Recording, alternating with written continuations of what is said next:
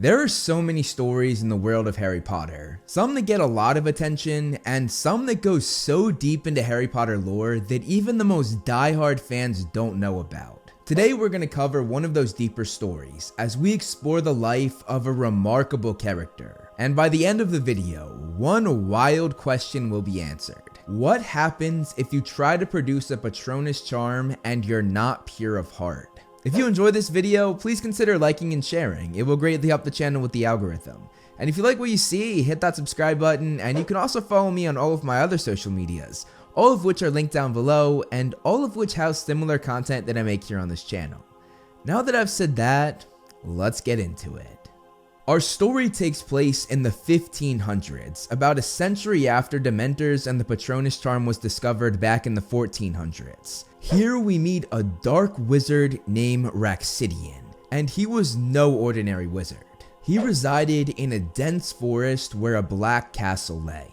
In that castle, Raczidian lived among an entire colony of Dementors. This was unheard of. The only other person that was able to do this was a wizard named Raczidian, who most believe created the Dementors in the first place. Raczidian was not affected by the creatures the way others are. Most have their minds slowly decay as the Dementors suck every happy memory out of you, leaving only your pain and misery.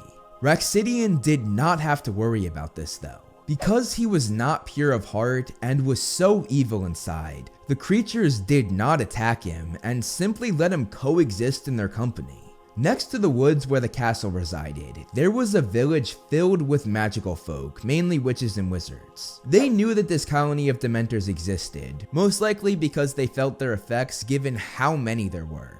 The villagers very smartly avoided the woods and the castle at all costs, not wanting to mess with the unearthly beings. What they didn't know was that one of their own kind was living among these creatures. That would not be the case for long though. One day when Raczidian was scouring the forest for food, he found something that he did not expect. He spotted a beautiful girl from the village named Eliana who was picking berries in the woods. I'm not sure why she decided to actually go in the woods. Those berries must have hit different if you're willing to risk your life and sanity for them. Getting back to the story, Raczidian fell in love with Eliana at first sight. I imagine this was the first girl that he saw in a long time, and his male impulses kicked into overdrive if you know what I mean. This was very clear when looking at the next move he made.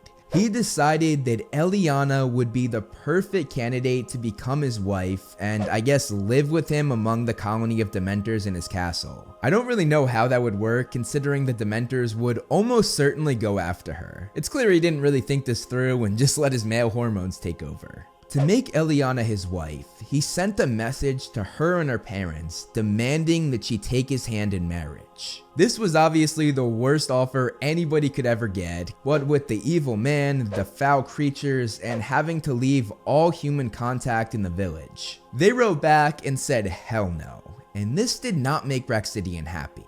He sent a second letter their way, this time with a threat. He said that he would send his pals the Dementors to destroy the village unless Eliana was brought to him. The villagers refused to let Eliana succumb to this horrid fate, and instead they opted to put up a fight. Raczidian made well on his promise, and a whole army of his Dementor friends swooped down on the village all at once. Many of the villagers were apt at the Patronus charm, and this held the Dementors at bay for quite some time. However, Raczidian sent more and more until it became too much for the villagers. Now this brings us to one specific villager, a shy young orphan girl named Ilias. The other villagers had told her to hide until the battle was over, never imagining that she would be of any help in the fight. She proved them wrong though. When it looked as though the Dementors and Raczidian were about to win, Ilias stepped forward and produced her own Patronus charm, which was way stronger than any other villagers. Her Patronus, which took the form of a tiny mouse, sent the Dementors packing. Raczidian was furious that his army was thwarted by such a small girl and her small little mouse Patronus. He then did the only thing he could think to do. He proceeded to cast his own Patronus to ward off Ilias's, but this went horribly wrong for him. because he was not pure of heart, something that he just completely forgot. I don't know how you forget something like that, but moving on. The result of this led to the discovery of what would happen if you cast a Patronus charm when your heart was not pure, and it is absolutely brutal. Instead of a Patronus coming out of his wand, a whole army of maggots came out. They then proceeded to engulf his body, and they devoured him until there was nothing left. He was the first person in history to receive this fate, and many dark wizards that followed took note of this, not wanting to succumb to the same awful fate as Raczidian. Raczidian's death led to the village winning the battle, all thanks to the orphan girl named Ilias, the most unexpected hero. Thanks to her, Eliana was safe from this crazed maniac. So to wrap up, Raczidian was thwarted by a tiny orphan and her tiny Patronus. He did not end up getting the girl, and he was forever remembered in history as the lunatic who lost his life because he was not pure of heart. That could quite possibly be the most mortifying life of anybody in Wizarding World lore.